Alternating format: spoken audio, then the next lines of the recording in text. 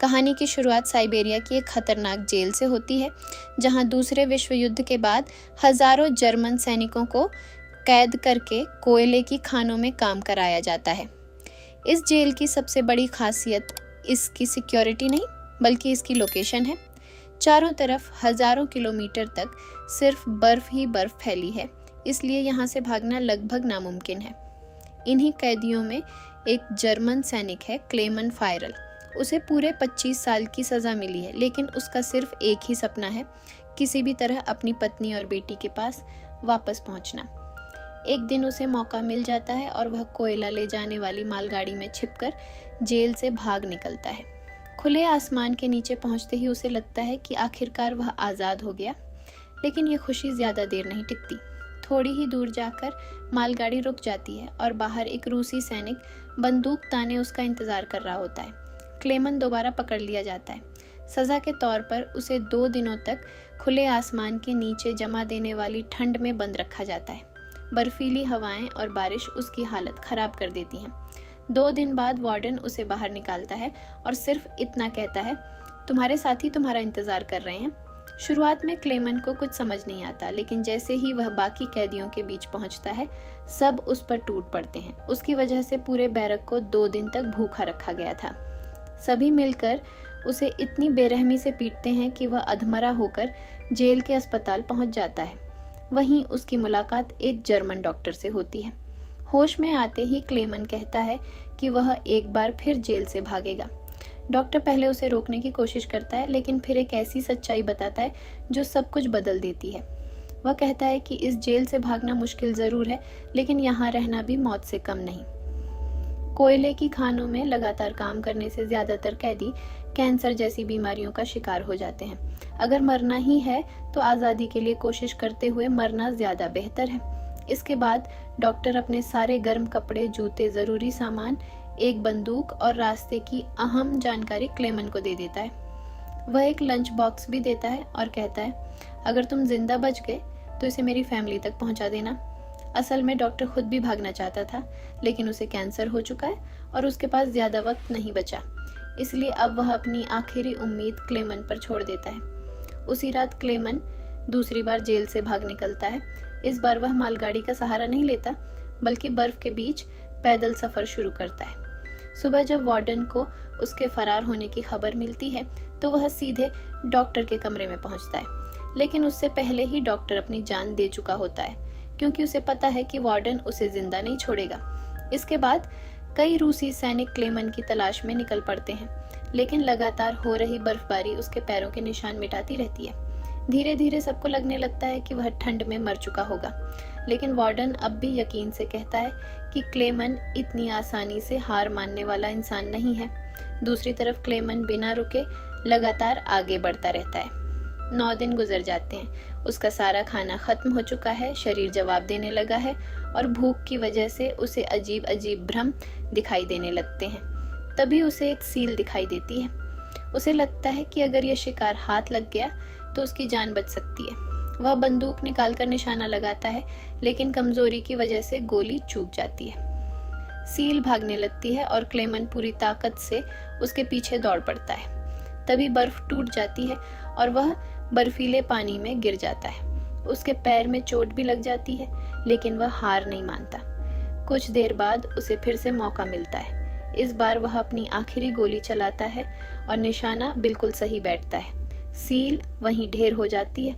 कई दिनों बाद क्लेमन भरपेट खाना खाता है और उसके अंदर फिर से जीने की उम्मीद लौट आती है। अब उसके सामने सिर्फ सफेद बर्फ का अंतहीन मैदान है। चारों तरफ कोई इंसान नहीं, कोई आवाज नहीं। अकेलापन उसे मानसिक रूप से तोड़ सकता है, इसलिए वह खुद से बातें करता रहता है, खुद को हिम्मत देता है और हर समय कंपास की मदद से सही दिशा में आगे बढ़ता रहता है। लगातार 2 महीने तक मौत से लड़ने के बाद आखिरकार उसे दूर एक छोटा सा पेड़ दिखाई देता है। उसे देखते ही उसकी आंखों में खुशी आ जाती है। वह दौड़कर उस पेड़ को गले लगा लेता है, क्योंकि इसका मतलब है कि बर्फ का रेगिस्तान खत्म हो चुका है और अब आगे जंगल शुरू होने वाला है। जंगल में पहुंचकर वह महीनों बाद पहली बार आग जलाता है, पेट भरकर खाना खाता है और चैन की नींद सोता है। लेकिन अगली सुबह एक भयानक बर्फीला तूफान पूरे जंगल को हिला देता है। तेज हवा से एक विशाल पेड़ टूटकर सीधे क्लेमन के ऊपर गिर जाता है और वह उसके नीचे दब जाता है। शाम को वहां से गुजर रहे सोने की तलाश में निकले 2 लोग उसे देख लेते हैं और वक्त रहते उसकी जान बचा लेते हैं। अब तीनों साथ मिलकर सफर शुरू करते हैं। कई दिनों बाद उन्हें एक बड़ी नदी मिलती है। उसे पार करने के लिए वे लकड़ी की नाव बनाते हैं, लेकिन बीच नदी में तेज बहाव की वजह से एक आदमी पानी में गिर जाता है। उसे तैरना नहीं आता। बिना एक पल सोचे क्लेमन नदी में छलांग लगा देता है और बड़ी मुश्किल से उसकी जान बचाकर किनारे ले आता है। लेकिन उनका तीसरा साथी बेहद लालची निकलता है। वह दोनों को मरा हुआ समझकर उनका सारा सोना लेकर अकेला भाग जाता है। जब क्लेमन और उसका साथी वापस पहुंचते हैं तो सच्चाई सामने आ जाती है। गुस्से में वह आदमी अपने लालची साथी को गोली मार देता है और दोनों फिर से सफर पर निकल पड़ते हैं। कई महीने साथ चलने के बाद दूसरी सर्दियां शुरू हो जाती हैं। क्लेमन का साथी भारी सामान की वजह से मुश्किल से चल पा रहा होता है। क्लेमन उसकी मदद के लिए सामान उठाने की बात करता है, लेकिन उसे गलतफहमी हो जाती है कि क्लेमन उसका सोना चुराना चाहता है। गुस्से में वह क्लेमन पर हमला कर देता है और उसे बर्फ में बेहोश छोड़कर चला जाता है। कुछ देर बाद जब क्लेमन की आंख खुलती है तो उसके सामने भेड़ियों का पूरा झुंड खड़ा होता है।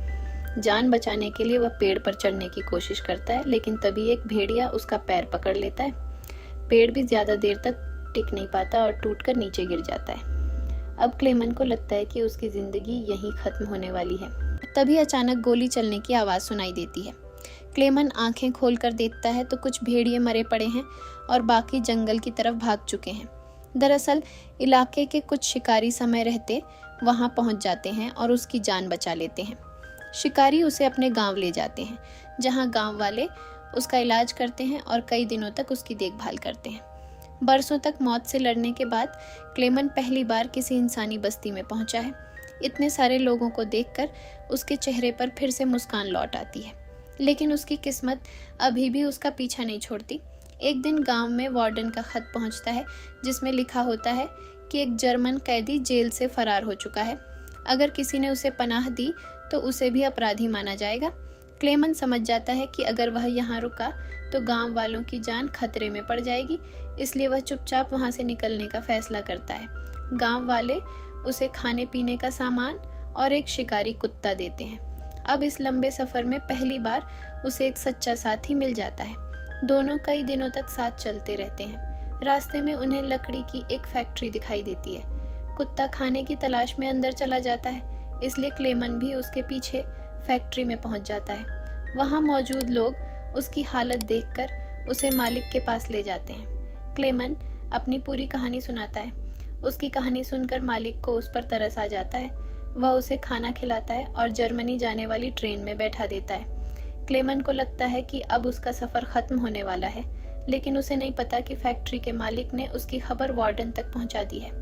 स्टेशन पर वार्डन अपने सैनिकों के साथ पहले से उसका इंतजार कर रहा होता है, लेकिन ट्रेन स्टेशन तक पहुंचने से पहले ही क्लेमन दूर खड़े रूसी सैनिकों को देख लेता है। खतरा समझते ही वह चलती ट्रेन से कूद जाता है। जैसे ही सैनिक उसे देखते हैं, उसके पीछे दौड़ पड़ते हैं। क्लेमन पूरी ताकत से भागता है, लेकिन तभी सामने से खुद वार्डन आ जाता है। एक पल के लिए क्लेमन को लगता है कि इतने सालों की सारी मेहनत यहीं खत्म हो जाएगी। उसी समय उसका वफादार कुत्ता वार्डन पर हमला कर देता है। वार्डन का ध्यान भटकते ही क्लेमन को भागने का मौका मिल जाता है। वह पूरी ताकत से दौड़ता रहता है, तभी पीछे से गोली चलने की आवाज आती है। क्लेमन मुड़कर देखता है तो उसका कुत्ता जमीन पर पड़ा होता है।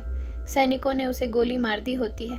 अपने सबसे वफादार साथी को खोने का दुख उसे अंदर तक तोड़ देता है, लेकिन वह रुकता नहीं। वह जानता है कि अगर आज रुक गया तो उसका सपना हमेशा के लिए खत्म हो जाएगा। भागते भागते वह एक पुल पर पहुंचता है। उसी वक्त नीचे से एक ट्रेन गुजर रही होती है। बिना देर किए वह पुल से सीधे ट्रेन की छत पर छलांग लगा देता है और एक बार फिर वार्डन के हाथों से बच निकलता है। समय तेजी से गुजरता है। देखते ही देखते साल 1952 आ जाता है। अब क्लेमन को जेल से भागे पूरे 7 साल हो चुके हैं। वह सेंट्रल एशिया के एक गांव के मेले में भटक रहा होता है। मेले में तरह तरह का खाना देखकर उसका मन तो करता है, लेकिन जेब में एक पैसा भी नहीं होता। तभी उसकी नजर 2 लड़कियों पर पड़ती है जो पैनकेक बेच रही होती हैं। उनमें से एक लड़की उसकी हालत देखकर उस पर तरस खाती है और अपने पैनकेक का एक टुकड़ा उसे दे देती है। कई दिनों बाद किसी अजनबी की इतनी छोटी सी मदद भी क्लेमन के चेहरे पर मुस्कान ले आती है, लेकिन वहीं खड़ा एक आदमी यह सब देख रहा होता है। कुछ देर बाद क्लेमन एक चर्च में जाता है और वह आदमी भी उसके पीछे वहां पहुंच जाता है। वह बताता है कि वह भी कभी कैदी रह चुका है, इसलिए क्लेमन का दर्द अच्छी तरह समझता है। पुलिस को बुलाने की बजाय वह उसे अपने घर ले जाता है। कई सालों बाद क्लेमन पहली बार आराम से नहाता है, शेव करता है और खुद को फिर से एक इंसान की तरह महसूस करता है। इसके बाद वह आदमी उसे नया पासपोर्ट बनाकर देता है ताकि वह रूस की सीमा पार करके अपने देश जर्मनी लौट सके। कुछ हफ्तों बाद क्लेमन आखिरकार रूस जर्मनी बॉर्डर पर पहुंच जाता है। कांपते हाथों से वह अपना पासपोर्ट सैनिक को देता है।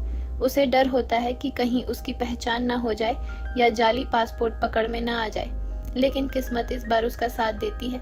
सैनिक बिना किसी शक के उसे आगे जाने की इजाजत दे देता है। इतने सालों की मेहनत अब आखिरकार रंग लाने वाली होती है।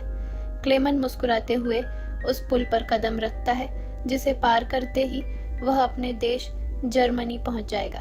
लेकिन जैसे ही वह पुल के बीच में पहुंचता है, अचानक तेज रोशनी उसकी आंखों पर पड़ती है। सामने वार्डन खड़ा होता है। क्लेमन पीछे देखता है और समझ जाता है कि वह अभी भी रूस की सीमा के अंदर है, यानी वार्डन चाहे तो इसी वक्त उसे गिरफ्तार कर सकता है। इतने सालों का संघर्ष उसकी आंखों के सामने बिखरता हुआ नजर आता है, लेकिन तभी कुछ ऐसा होता है जिसकी उसने कभी कल्पना भी नहीं की थी। वार्डन धीरे धीरे उसके सामने से हट जाता है और कहता है, यह लड़ाई सिर्फ 2 सैनिकों के बीच थी, एक मैं और एक तुम, और इस लड़ाई में जीत तुम्हारी हुई। अब जाओ, अपनी जिंदगी जी लो। ये सुनकर क्लेमन कुछ पल के लिए वहीं खड़ा रह जाता है। उसे यकीन ही नहीं होता कि जिस इंसान ने 7 साल तक उसका पीछा किया, वही आज उसे आजादी दे रहा है। आखिरकार क्लेमन बॉर्डर पार करके अपने देश जर्मनी पहुंच जाता है। कुछ समय बाद वह अपने पुराने घर के पास पहुंचता है। वहां उसकी पत्नी और बेटी चर्च जाने के लिए घर से बाहर निकलती हैं। क्लेमन दूर से ही उन्हें देखता रहता है। इतने सालों बाद भी उसकी बेटी को पूरा यकीन होता है कि एक दिन उसके पिता जरूर लौटेंगे। जैसे ही वह पीछे मुड़ती है, उसकी नजर क्लेमन पर पड़ती है। वह एक पल के लिए रुक जाती है, फिर दौड़कर अपने पिता के गले लग जाती है। ये देखकर उसकी पत्नी की आंखों से भी खुशी के आंसू निकल पड़ते हैं। बरसों का इंतजार आखिरकार खत्म हो जाता है और पूरा परिवार एक दूसरे को गले लगा लेता है। इसी भावुक पल के साथ सच्ची घटना पर आधारित यह शानदार फिल्म खत्म होती है।